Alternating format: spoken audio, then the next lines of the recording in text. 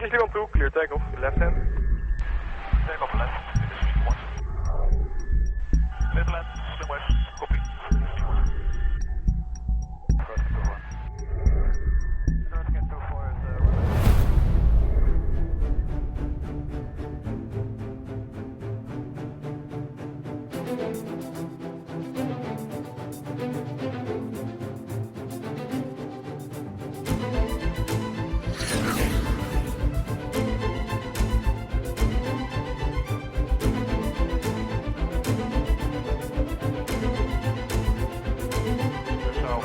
Hello and welcome to the Blueskies podcast. I'm PR Ganapati, your host.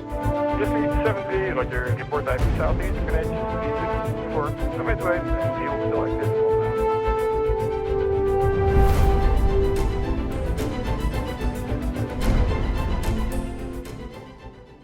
It's my great pleasure today to welcome back to the program a guest who's been on the program twice, Group Captain Anil Kumar Ghosh, also known as Toots in the Air Force.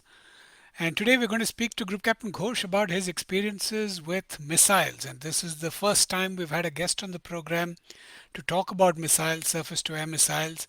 And so it's going to be a fascinating conversation. I'm sure we're going to learn a lot. But first things first, welcome to the program, sir. Thank you so much for speaking to us again.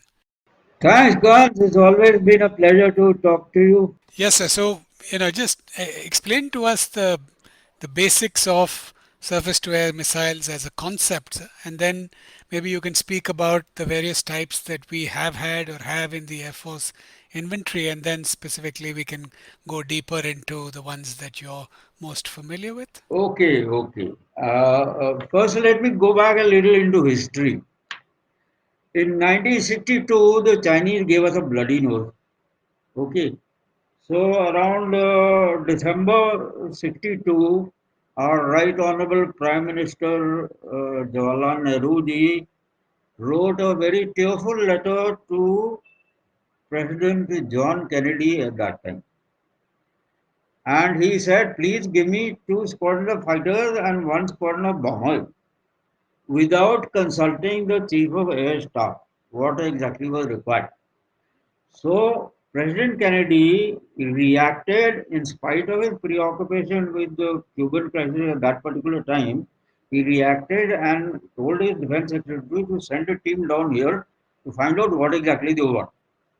So the team came down here and they found we needed everything. so, so to start with, the whole air defense setup was set up initially by the Americans. They did 500 series SU. That is the 501 SU at Banala, 503 at Ayanagar, Delhi, 505 at Lucknow, 507 at Singarthi, and 509 at Shillong. Right. So for the audience who don't know what an SU is, can you just tell us what a SU stands for and what is it? It is SU stands for Signal Unit. It is actually a radar station. We had absolutely nothing in those days. So they set up all this from scratch. And along with the SU, they set up a communication system called a troposcatter system. High antennas only for dedicated to air defense. So much for the surveillance part of the air defense was initially started in by the Americans. Then, unfortunately, President Kennedy got assassinated and the whole thing went into cold storage. But better sense still prevailed. See, the American can't give us anything right now, so we went to the Russian. Those days, our senior chaps could only think of air defense fighters and all. The Russians says fighters are not the only thing. You can control air situation from the ground itself by the surface to air guided weapon system, SAGW. And that was also SAGW. That was the time also when this man called Gary Powers was shot down by a guided weapon from a very high altitude and brought down and found a prisoner of war in Russia. So that also was in the, offering. Suddenly people realized there was something called guided weapon. So we everybody knew all about the MiG-21 which were coming in with the, I mean, people went for training in Russia in 63. But along with the MiG-21, this was also, we had also decided to go in for the SAM-2 system, called the Dvina weapon system. The Russian missile systems are named after their rivers. Dvina is the river in Russia, Pechora is the river in Russia, and others also, Yenisei and so on. So on. Okay, okay. So this was the Dvina weapon system which we had gone in for.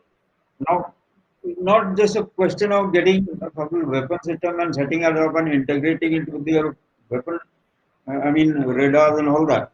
You have to have a proper establishment and a setup. So the Russians sent the team and they set up 11 sites, 6 all around Delhi, that is the capital city and what is called a counter value target, and another 5 in Ambala Chandigarh area because that was the counter force target, with Ambala being staging basis for your offensive Canberra and all that, and Chandigarh being a very vital center for your supplies route in Ladakh. So 11 bases were set up, proper bases, and you had to have a small 10-meter area, 3 meters high, in a, where the main radar used to be set up, and 6 or concrete hard stands in that area. And the total area required was 200 acres of land.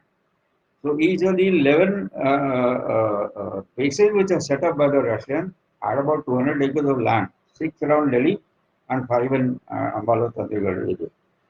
So that is how they also. So all this work started in 63 and 64, and by 65 middle the equipment was to be inducted into the country, plus the people who had gone to Russia for training were also coming back and setting up them. But by 65 we were in the middle of the war already. So the whole setup was about to be set up in the middle of 65 war. It is not fully operational at that time, but in 65 war, about some of the units were set up, especially around Delhi and these units, like radar stations, were doing actual watches.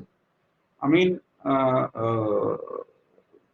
were 6 squadrons around Delhi, so 6 squadrons were doing about 3 squadrons 6 hours at a time, and another 3 6 hours at a time, like that. Actual watches controlled by a center in a place called Rajokri, which is also in Delhi. So that was the whole thing in 65 operation is just about getting the stuff on the certificate level. It was quite a big major operation and wasn't done overnight, but it took some time.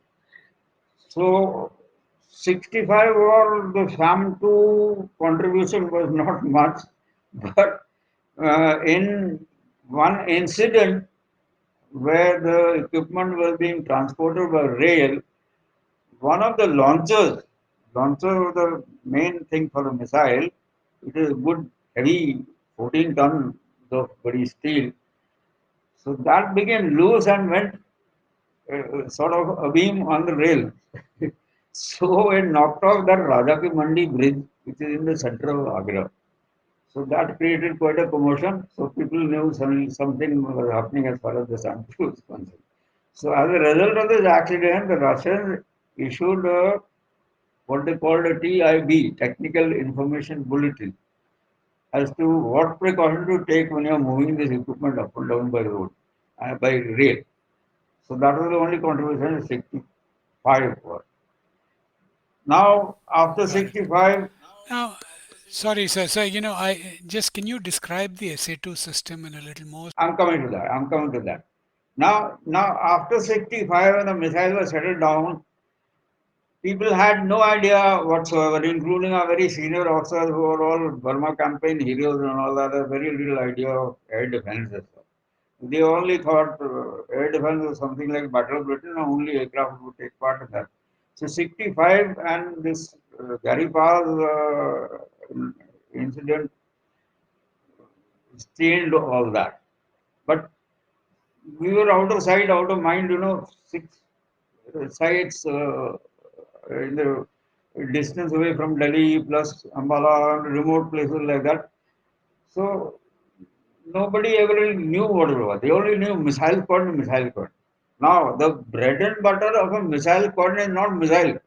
Bread and butter of the missile cordon is the radar. And the radar was a huge, the basic thing was uh, there were two radars in one actually. One was the main antenna system, and one was another steel cabin called the UA cabin. UA cabin, these are Russian words. UA cabin is the main control cabin. And there were two other cabins called coordinate cabin and control system cabin. Now, the main antenna system was just something like a P12 radar, but it was a different. The antennas were different. One they were at L shape. One was for elevation and one was for uh, uh, azimuth. Azimuth is the same as bearing. So what the guidance MGR is called, missile guidance radar, used to scan in two different planes, the vertical plane and the E plane, and also had another radar to calculate the range of the target.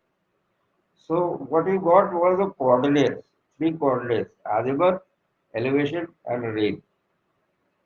So these coordinates were taken into a coordinate table and the calculation were done, and this provided the target information. Now you had another antenna on this which came into action only after the missile was launched. So that was on a different frequency, and that provided the coordinates of the missile. So these two coordinates were brought together by this coordinate system, and that is how they defined the guidance. I mean, that is where they figured out where the missile had to actually go. They taking the consideration for the speed of the target, the height of the target, and so on, and the speed of the missile, which went up and down, and finally went into up to 30 meters from the target, and thereafter radio fuse, which was inside integral part of the missile, took over and brought it to a point called 10 meters from the target, and that is where the explosion took place. The missile never hit the target; it was a hit in the proximity of the target, and it had a 190 kg warhead. 190 kg, a lot of explosive, 250 pounds of bomb. So it is actually a 250 pound bomb with a body rocket attached to it. And that 250, that produced a cloud of pellets, which was lethal for any aircraft within 30 meters of the. So that was the whole thing. But basically, this weapon system was designed against the B-52. B-52 is a huge aircraft. So they didn't anticipate that there'd be a highly maneuvering target. They didn't plan for that.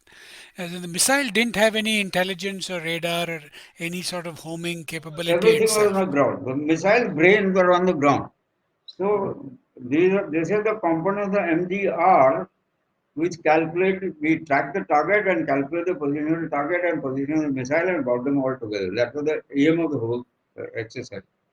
Now, as I said, the missile squadron had very little to do with missile. The missile, the storage of the missile, the assembly of the missile, the testing of the system, the fueling of the missile. This is a liquid propelled system. Fueling was very tricky. We had to store the fuel. The fuel was nitric acid, 98% nitric acid, the oxidizer, and there is another fuel which was already loaded on the missile by the tech squadron.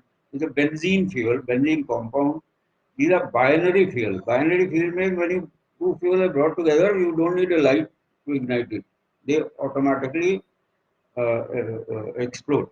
So that is how the whole system worked. The liquid rocket engine worked on that principle. The binary fuel were brought together, and then the whole process started. And this was a two-stage missile. The first stage was the liquid rocket engine and the fuel tank, and the second stage was a booster, which is a solid fuel. The booster got the initial list of the thing when the missile was launched. It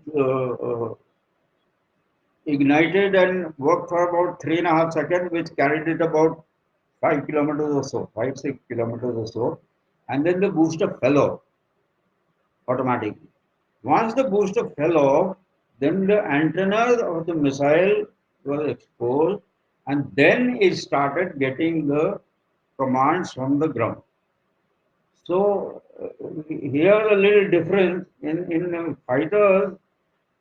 When you lock on to a target, when you initially lock on to a target, you say lock on, and then you fire. here, here you lock on only when the missile starts receiving the thing. That is why the guidance officer declares lock on. Then Mama missile locked on is getting instruction from the ground. So there's a little difference in the terminology and the whole concept of it. Visual 2 on time before visualize. Just need 70, like your report diving southeast, connection for midway, and field selected. Now, so, the missile travels at very high speed, right? Much higher speed than an aircraft, but has very small control surfaces. So it's not as maneuverable, obviously, as an The aircraft, right? missile speed is in what we get is in meters per second. 200 meters per second is the normal Canberra speed is 0.75 Mach. 240 meters per second is 1 Mach. Missile travels at almost 3.5 times the speed of sound is hypersonic at the final stage. So, but the control systems are still they're vibrating all the time. So they somehow manage to keep the missile on track and keep it somewhere near the thing. The probability of hit of an incoming target is quite high. According to the book, it is 98% we provide a salvo, a three missile. But if it is if it is in receding mode, then the probability of hit drops to almost 33%. So it's a theory of buckshot, if a duck is coming to any fire, the initial stage, the density of the lethal pellets will be high. But if a duck is going away from fire, the density of the pellets will decrease. So therefore, the chances of hit is less. It's law of probability. So, on the surveillance radar, or the the traditional strategy for attackers is to fly really low to evade radar. So what sort of range does it pick it up at? What sort of range does the missile have? Acha, acha. When the equipment came from Russia, each SAM-2 squadron had a P-12 radar along with. The P-12 was supposed to do your initial surveillance, and once the radar was picked up, to hand over to the MGR, then the MGR will track you. The MGR was not supposed to do surveillance. MGR could only look in a particular sector. That only gives you, if you start using a torch in a dark room and start looking all around you, is not a very sensible thing to do. Only when you find out why you have to look, then only you put on the torch. That is the same principle. The MGR would only focus on the initial pickup and then carry on its own. Unfortunately, somebody in their wisdom took away the P-12 from the SAM-2 squadron and formed separate units, early warning radar units called the 3101 squadron. That was tragic mistake. and that cut the effectiveness of this weapon system to almost one third. And then you blame the weapon system for not being functional. If you don't castrate a man and then call him impotent, okay. So you have to use the system the way it was designed to be used. If you start introducing your own modification, then obviously you're not going to get the efficiency out of the whole system. So what happened was in 65 we didn't really learn this lesson, but by the over the years when the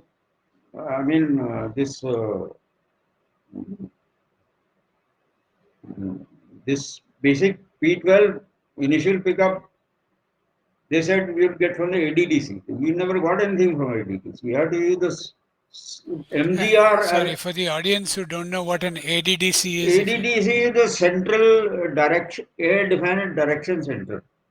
You have the Air Defense Control Center and you have the Air Defense Direction Center. Air Defense Direction Center is where the air defense is the heart of the air defense system, which gives you the basic inputs of the basic air situation of what is going on the ground. Okay. So unfortunately that didn't work. And in 71 it was quite obviously it didn't work. So but by the time by 71 we had gained enough expertise to sort of make do without the P12 by using the MGR on its own on its intelligently. So the MGR was left to pick up the target and the MGR was later on to engage it. So that is the sad part. It didn't really work always. That's why the nobody ever really took this weapon system seriously. So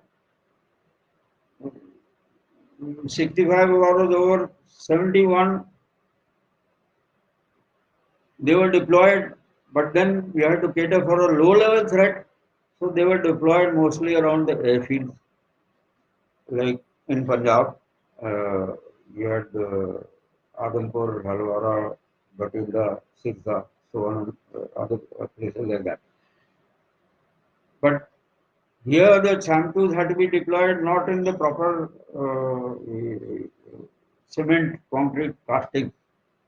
They were deployed in the open field. Now, open field is all fine, but this is a very heavy, each launcher is 14 tons. And on top of that, you're going to put another 2 tons of missile on it. So, initial alignment would be okay for firing, but subsequent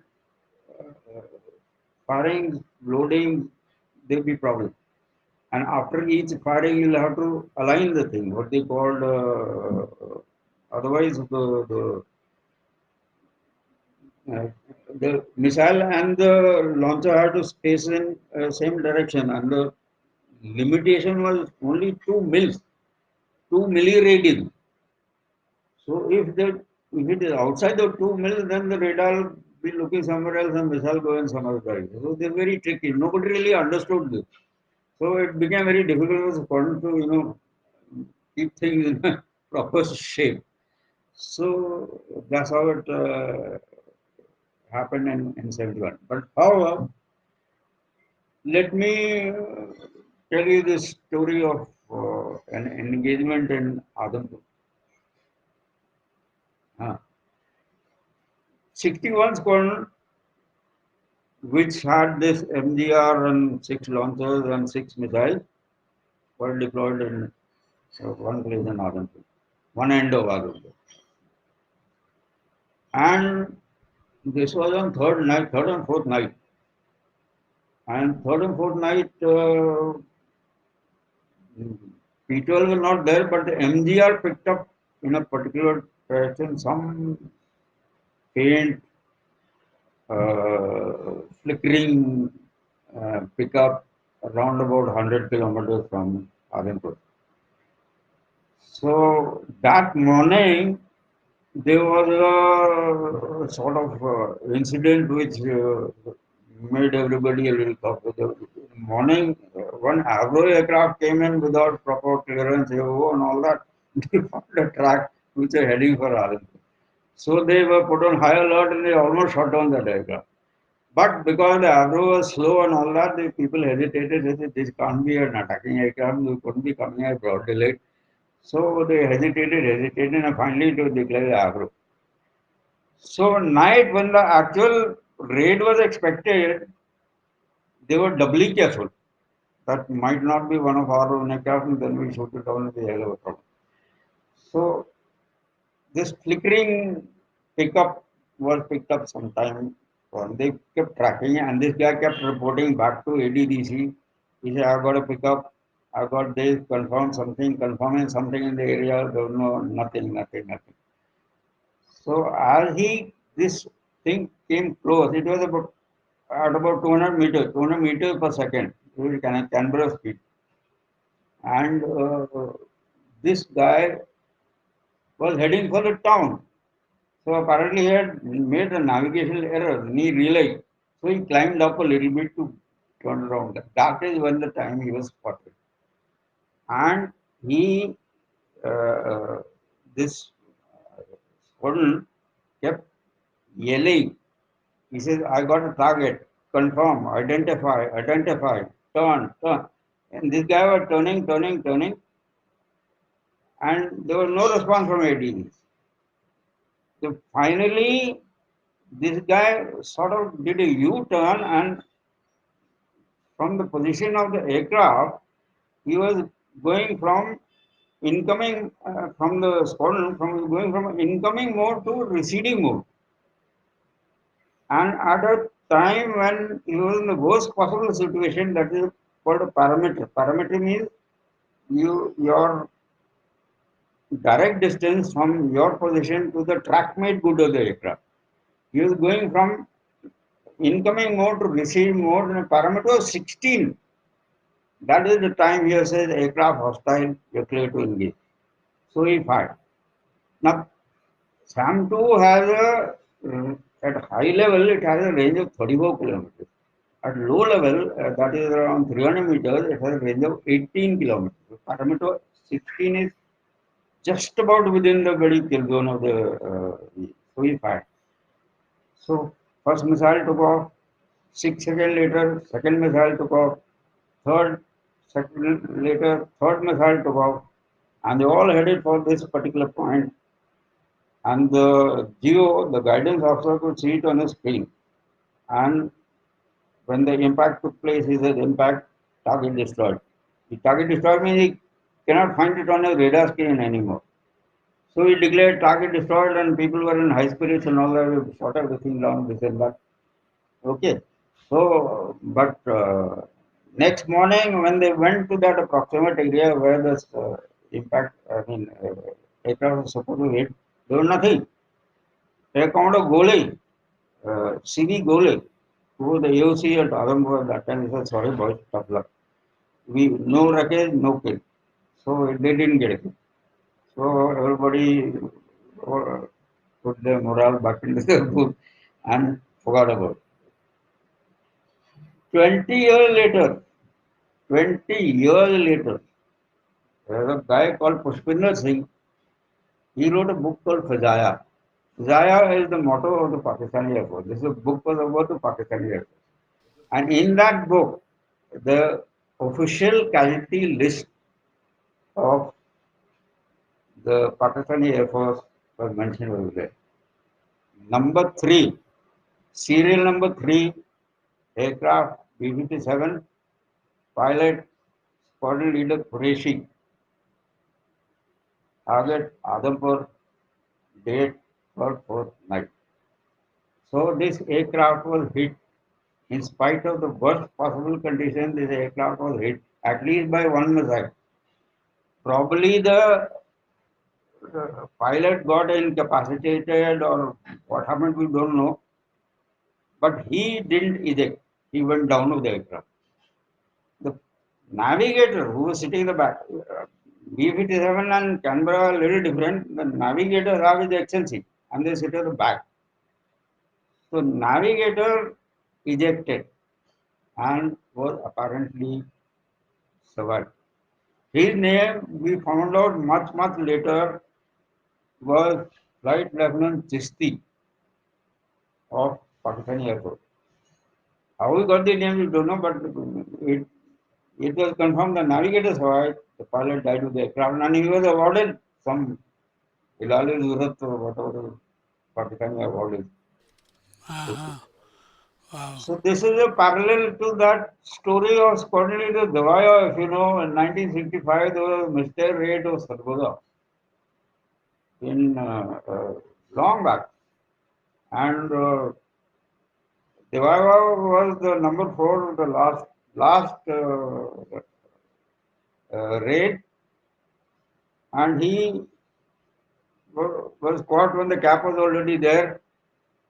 So he ejected his tanks and he engaged, knowing full well that he'll never come back. But he shot that aircraft down, and this whole story was written by a Pakistani pilot who was in that formation at that particular time. And Dewar was given a Mahavir Chakra 20 years after 1965 operation. Later, right. But the poor Sam 2 boy got nothing. Okay. Nobody ever took up their case, unfortunately. Very, very unfortunate. So that is the sad story of 71. But that one of the purposes of an air defense system is to inflict an unacceptable attritional rate on the enemy. And after 3rd December, there was no attack on any of our airfields in where SAM 2 was deployed in Punjab. Throughout the rest of the year, they were raid free. Nothing happened. Nobody ever came anywhere near in that bed. Okay. So the enemy gave us a lot of respect. Unfortunately, our own boys never never took us very seriously. So that's how it is.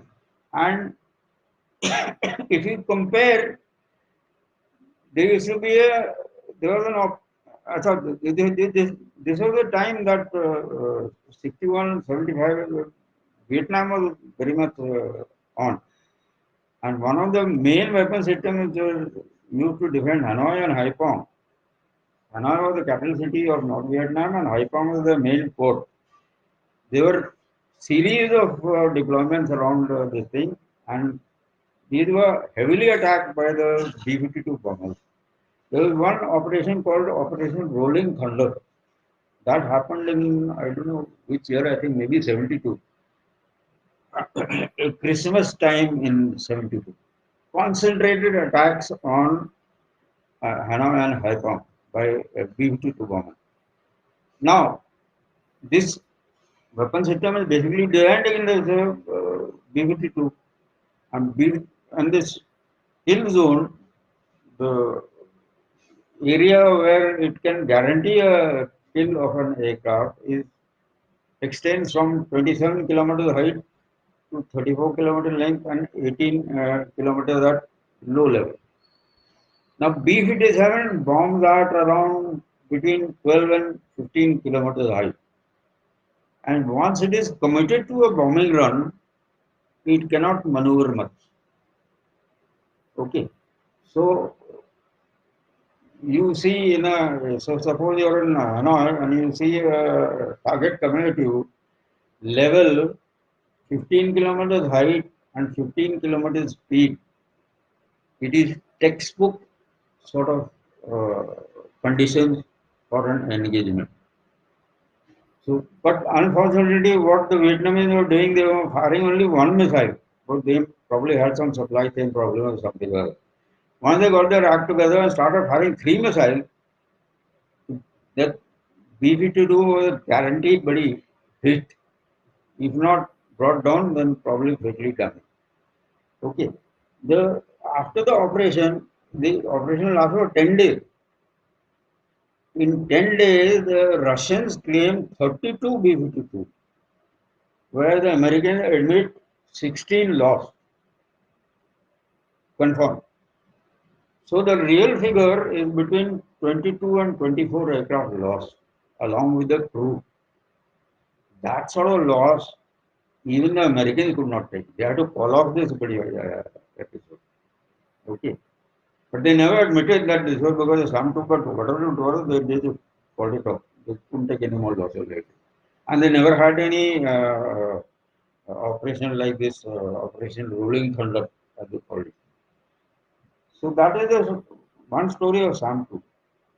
Unfortunately, we never had anything in that scale, but the SAM-2, whatever it was a deterrent for the enemy at least. If not, we never took it seriously, but the enemy took it seriously. And that was what was required.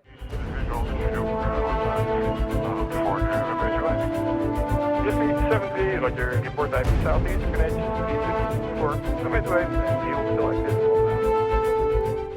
Now, so can you give me a sense for how in peacetime SAM-2 crews train for real-time operations? Do they actually fire a missile against I don't know if you had drones or anything of that sort in those days, but how would one train or prepare? Peacetime training is not very realistic in the sense that you see, like in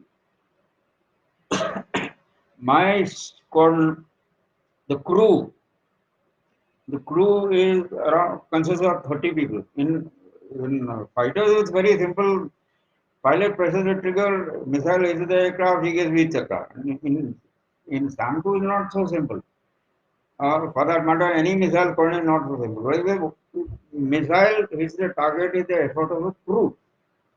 And the crew can be a humble couple who is operating a diesel generator or actual tracking, which is done by an airman tracker. The elevation tracker, the range trackers are done by an airman. So these things are simulated in a simulator, which is not very realistic. So what I remember in my case, I with my license and all that for a year, I have to say that look, let us go somewhere where you can see actually aircraft flying, and then we can train. Then you will also get your training to spot us, how we deploy, where we deploy, and what are whether camouflage is any good or bad, and we will also see how we can actually track it.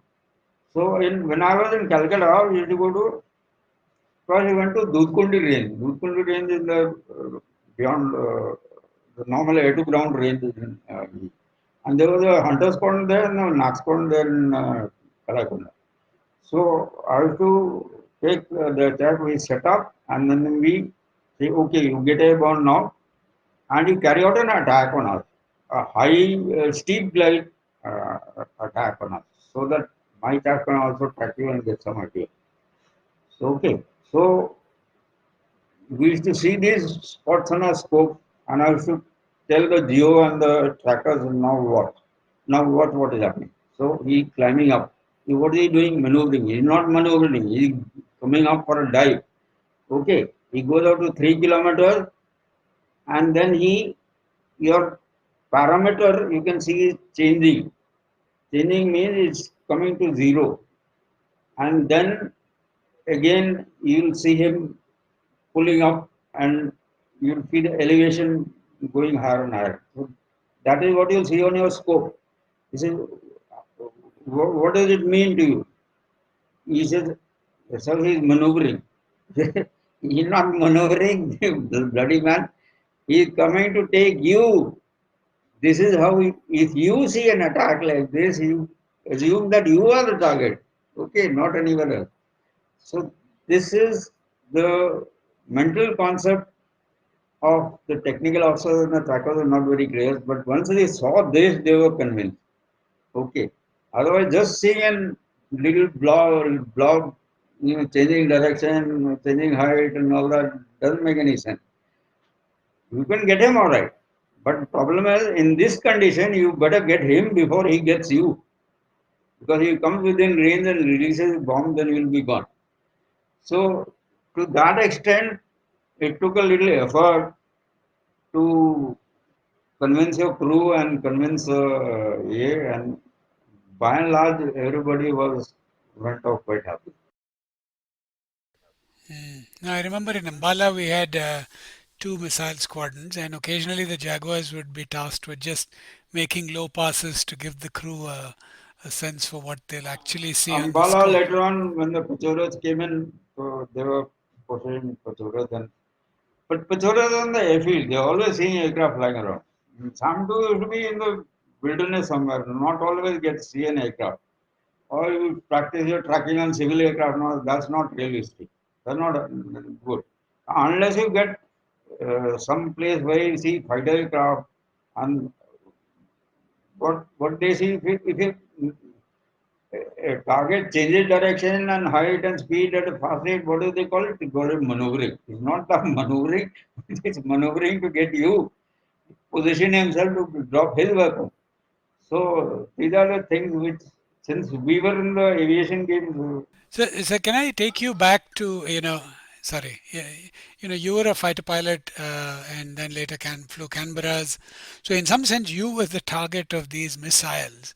Now, as a pilot in the aircraft, what do you see both in terms of your any sensors that give you any sort of warning or visually, and what strategies are you supposed to employ to dodge or avoid these missiles and evade these missiles? What countermeasures do you have typically? in when we were flying, I mean, in my targets, unfortunately or fortunately, I never had anything experience of being chased by any aircraft, you know, or any missile being fired at me and nothing like that. But it is only, we had no defensive aircraft, or only defense for darkness and only defense for low height. I remember a time, the first day itself, the target was delayed, TOT was delayed, time over target. And by the time we were coming back, it was brought earlier. So we had no other chance but except to hug the ground from a tree-top level and maximum speed. Otherwise, but then at that height and that speed, no fighter aircraft would not be able to cope up. But I had no experience of missile being fired at me or anything like that.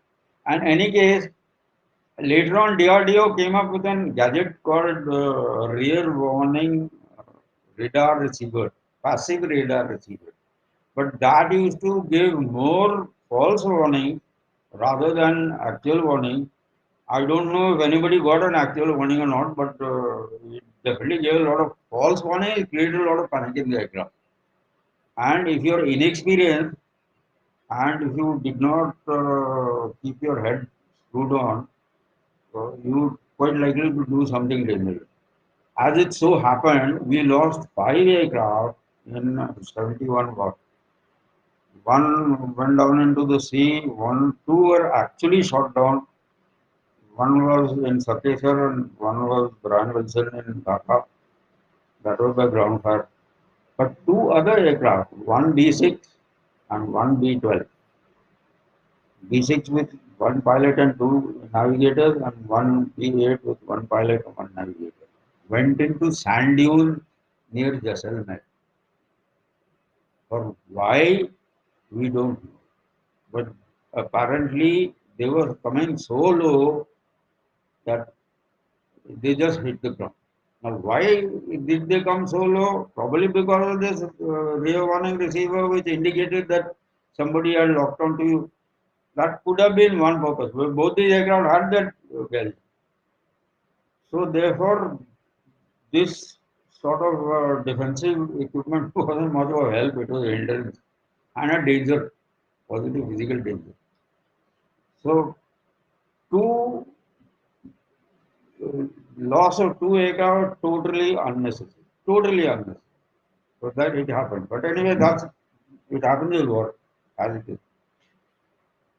Unfortunately, 65 the weapon system was introduced. By 75 we were still importing the stuff. But again, somebody in their wisdom wound up the 7 BRD where the overall is to take place and wound up our training institute and TWTI where the training is to take place. So without fresh input, the system died a natural death. And that was a time when our expertise was better than the Russians. We could maintain the equipment better than they did and get things out of it they couldn't have ever imagined. Like, for instance, uh,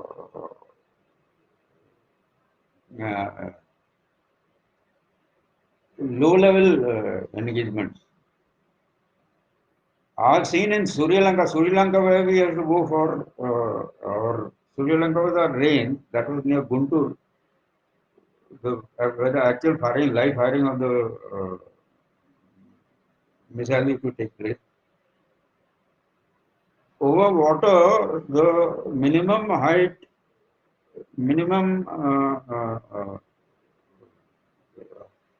of the engagement is double the height in the land. That is 300 meters over the land. Is over water suppose is 600 meters over the land.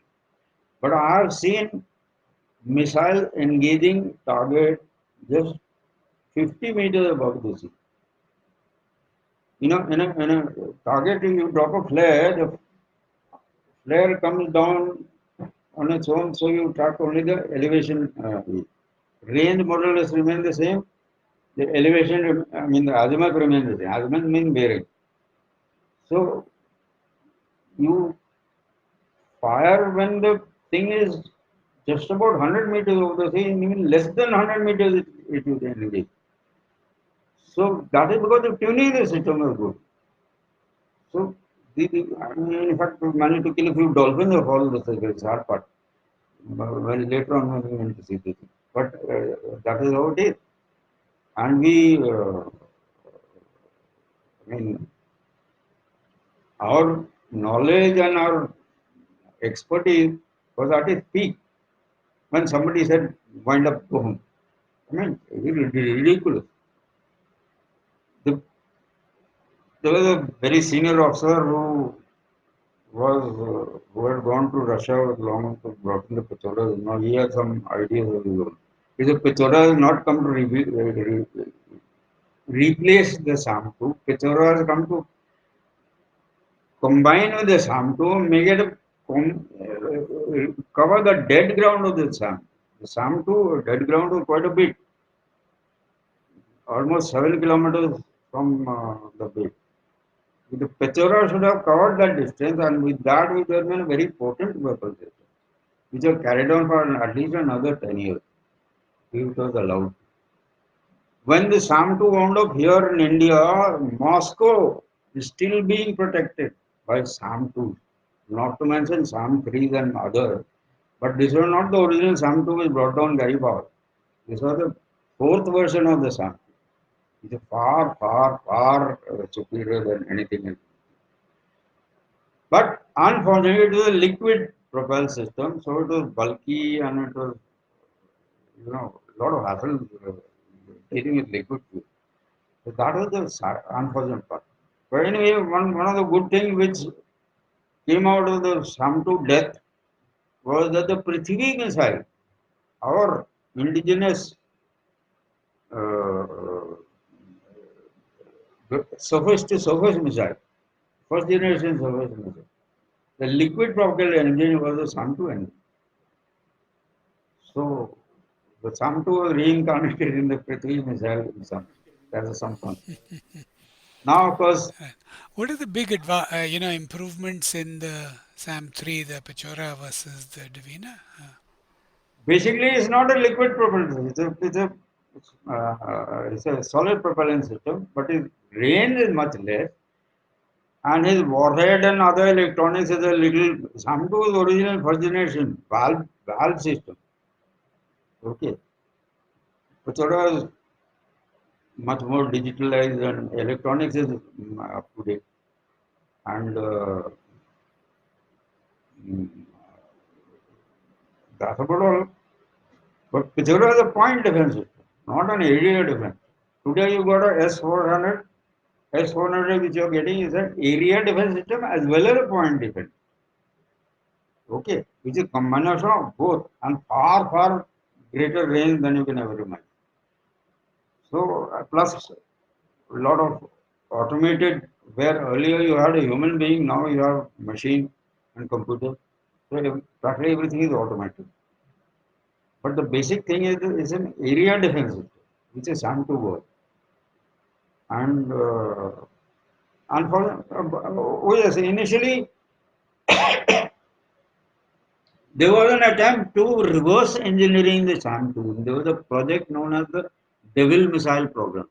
It was under Air Marshal Air Marshal Veernaran, and Canberra navigator, who was also sort of Einstein type. I, he got in a team of engineering officers who re-engineered this SAM-2, the electronics and EAO. I was involved in it. My unit was involved. My unit was in Sri Lanka at that time doing the test firing. So I had done a lot of test firing for this mm, Devil missile, which was a copy of the SAM-2. But unfortunately, very unfortunately, our metallurgy was not to that extent where as good as what the original Russian was. Because you had a fuel tank, the initial fuel tank, when it fired, it had to withstand 300 atmospheres of pressure uh, while being only 1 millimeter thick. So that is where the failure used to take place. That as soon as the what do you call it, first stage disengaged and the second stage ignited, the missile used to go burst. The whole problem is we could not bring out a fuel tank 1 millimeter thick. We would take 300 atmosphere of pressure, which used to burst. But that was long back. I'm talking about 1980. Uh, Hopefully things have changed by now. I'm sure things must have changed by now. But that was one of the main weaknesses which the Devil Missile project never took up. Then, as it is, people said, see, I told you useless as it is. Why waste money on this? So Veerna left and took his team along with him, and the whole project was forgotten. Now, subsequently, we've had other systems which some of them showed a launch, some of them, the short range quick reaction. And then, of course, we've indigenously developed the Akash, which seems like a modern version of, but, of the size Akash, and as far scale as and I know, I range don't know of. much about Akash, but as far as I know, it is, you see, you had the SAM-2, the SAM-3, the SAM-4 was the Akash missile, the three missiles on wheeled vehicle, which had a ramjet engine. I think that thing has been modified and now accepted as the Akash. But it is again a point defense system, not an area defense. And now that we are going for the But something like the S400 will be a area defense.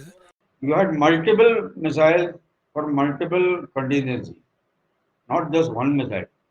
So each thing has four tubes. Now all four tubes have different missiles for different contingencies. Long distance, short distance, like that. But I don't know much about S400 also. But whatever it is, I think it is a very sensible solution under the circumstances because the S400 will take a lot of load of the air defense. You don't have to depend on aircraft for air defense. S400 will look after that. And I am sure if you deploy this S400 in the Ladakh area, you will keep the Chinese at bay. They won't get funny. As it is in Ladakh area, you're better off if you use the Air Force sensibly, you're far better off. And if the Chinese try anything funny, they'll get a bloody nose. Because your Air Force capability, your air capability is far superior than what it was in the past. And will remain so. Because they don't have very many bases in that area, whereas we have. I mean, not only in Leh Ladakh or Srinagar, but also in the rail bases, which can be extended by mid-air affiliate. So that is wishful thinking for the future. But the S400 is a very sensible acquisition and hope something it will show its true colors in the next. So I have one question which is, what procedures do you follow or technology is available to prevent this missile from locking on to a friendly aircraft? When you're operating and you're actively scanning for and are free to engage incoming targets, how do you prevent your engaging a friendly aircraft? What technology or processes are in place? And we had that situation during the 2019 airstrikes that we shot down a Mi-17 by mistake with a Spider system in Kashmir. How does something like that happen? What processes are in place typically to prevent that from happening? I see that human error will always be there. No matter how sophisticated technology is, some dumbo will press some wrong. It is Murphy law, no? If something can go wrong, something will go wrong. So it's not like that. But then the chances of keeping this as low as possible is the aim of the exercise. See, like that Malaysian aircraft was shot down the first Ukraine thing. Just unfortunate. Nobody knows who pressed the button and why. But unfortunately, they were thinking it is some other aircraft, so they brought the civil aircraft. So all these sort of things happen in spite of the best efforts to keep probability of such occurrences as low as possible. Super. Thank you so much. So this has been very enlightening, because the first time we're speaking to somebody who's operated surface-to-air missiles, and it's really been education. Really, grateful to you for this conversation and for a lot we've learned today. Thank you, girls. Thank you very much. Visual to forward visualize. Just need 70, like your import type southeast, connection, for some midway, and deal selected. Well, folks, that's all we have time for this week. Join us again next week. In the meantime, sign up for updates at blueskiespodcast.com. There you'll find links to follow us on Twitter, Facebook, and Instagram. You can also write to us with your comments, questions, suggestions, and feedback from the website or to blueskies@prganapati.com. Subscribe to the podcast on any podcasting platform such as Stitcher, Google Podcasts, Spotify, Apple Podcasts, and even on YouTube. If you like what you heard, share it with your friends, give us a rating in your favorite podcasting app, and write us a review. It will help other people find us. I want to give my thanks to Saurav Chordia for our logo and Prithvik for the music.